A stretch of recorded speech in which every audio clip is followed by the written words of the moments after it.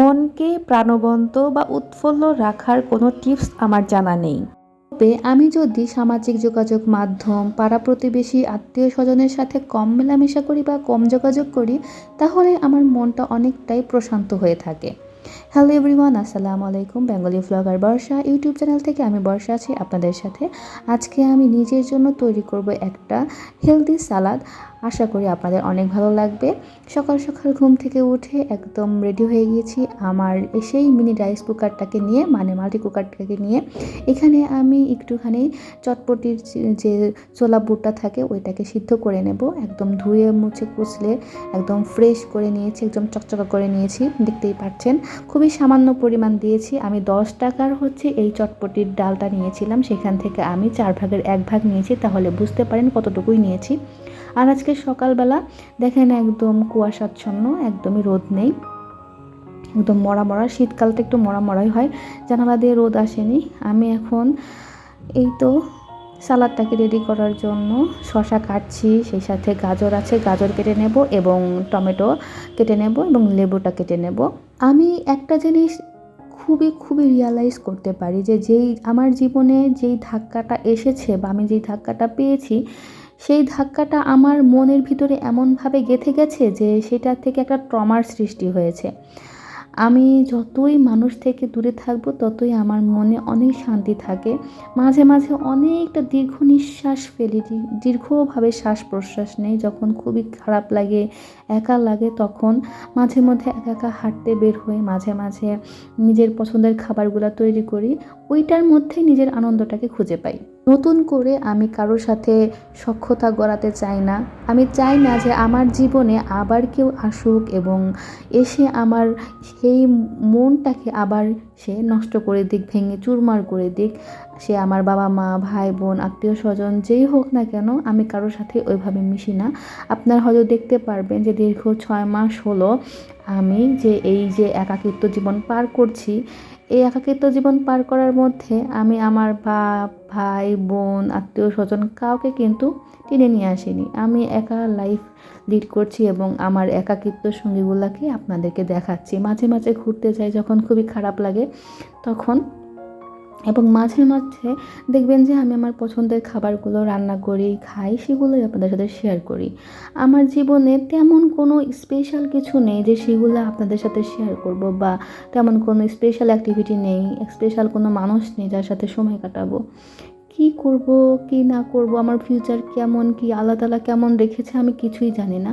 খুবই ডিপ্রেশনের মধ্যে থাকি। তবে ডিপ্রেশনের মধ্যে থাকলেও সেই ডিপ্রেশন থেকে বেঁচে ফিরে আর কোনো উপায় আমার জানা নেই। আপনাদের যদি জানা থাকে তাহলে অবশ্যই আমাকে কমেন্ট বক্সে জানিয়ে দিয়ে যাবেন। আপনাদের সাথে গল্প করতে করতে আমার কিন্তু ডিম সিদ্ধ হয়ে গেছে, সেই সাথে এই চটপটির ডালটাও সিদ্ধ হয়ে গেছে, আর সবজি কাটাকাটিগুলোও হয়ে গেছে। এগুলো আমি আমার সেই পছন্দের মাটির পাত্রে সার্ভ করে নিয়েছি। এখন আমি আপনাদের সাথে এগুলা কিভাবে রেডি করতে হবে সেটা শেয়ার করব। আমি কখনোই এই এই সালাদ বা এই ডিশটা কখনোই ট্রাই করিনি। ইউটিউব ঘাটাঘাটি করেছি, অনেক আপুদের ভ্লগ ভিডিও দেখেছি, তাদের ডায়েট প্ল্যানের মধ্যে এটা ছিল। যদিও আমার ডায়েট চার্টটা মেনটেন করা হয় না, ডাক্তার আমাকে 2-1টা ডায়েটের কথা বলে দিয়েছে কীভাবে কী করতে হবে। তবে আমি যেহেতু ছোটোবেলা থেকেই ভাত পাগল এবং খুবই খাওয়ার পাগল মানুষ, আমার কোনোভাবেই হচ্ছে না ডায়েট চার্ট মেনটেন করা। তো ভাবছি যে মজার ছলে বা একটু একটু করে হলেও নিজেকে সেই ডায়েটের আওতায় আনতে হবে। এটা হচ্ছে টক দই। টক দই একদম ফুরিয়ে গেছে, একদম নিচে চলে গেছে। তো এখান থেকে আমি কিছুটা নেব আর কিছুটা রেখে দেব দই বীজের জন্য। আমার আসলে হাতে ওরকম টাকা পয়সা নেই যে আবার নতুন করে ওটা কিনবো। তো ভাবছিলাম যে যেহেতু আমি টক দই তৈরি করতেই পারি, এটা দিয়ে আমার টক দই হয়ে যাবে। আর এই সালাদে একটু চানাচুর অ্যাড করব, কারণ আমি জানি না খেতে কেমন লাগবে। যদি খারাপ লাগে খেতে তাহলে চানাচুরটা অ্যাড করে নেব। এই তো এখানে সমস্ত কিছু আমার রেডি করা হয়ে গেছে। এখন আমি এই লেবুটাকে একটুখানি চিপে জাস্ট এটার সাথে মিক্স করে নেব। এর সাথে কোনো পেঁয়াজ, মরিচ বা ধনিয়া পাতা কোনো কিছু অ্যাড করব না। যদি এটা খেতে ভালো লাগে তাহলে আমি প্রতিদিনই খাবো, এই নিয়ত করেই আর কি এটা তৈরি করা। এবং আলহামদুলিল্লাহ যে কয়দিন আমার কাছে এই সবজিগুলো ছিল আমি প্রতিদিনই সকালবেলা, দুপুরবেলা বা বিকালবেলা যখনই টাইম হয়েছে হাতে তখনই এটা আমি বানিয়ে খেয়েছি। আলহামদুলিল্লাহ অনেক ভালো লেগেছে এবং আমার কিন্তু পেট ভরে যেত।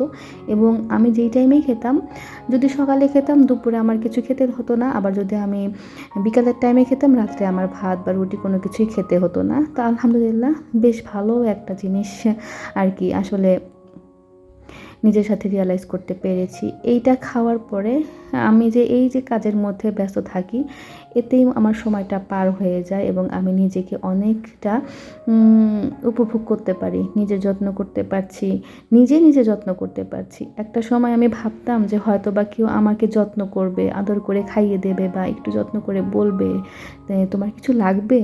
সেই মানুষটাকে খুঁজেছি অনেক, কিন্তু আমার লাইফে ওরকম কোনো মানুষ আসেইনি যে কেউ আমাকে বলবে যে তোমার কিছু লাগবে কি। তখনও আমাকেই আমার যত্ন করতে হতো, এখনও আমাকেই আমার যত্ন করতে হয়। তাই আমি চাই না নতুন করে আমার জীবনে কেউ আসুক আবার বিশৃঙ্খলার সৃষ্টি করুক। গল্পে গল্পে কিন্তু আমি প্রায় অর্ধেক প্লেট সাবার করে দিয়েছি। এই তো দুর্দান্ত একটি সালাদ। আশা করি আপনারা যদি বাড়িতে একবার ট্রাই করেন এটার প্রেমে পড়ে যাবেন। আজকের মতো এই পর্যন্তই, দেখা হবে অন্য কোনো ব্লগ ভিডিওতে। আল্লাহ হাফেজ।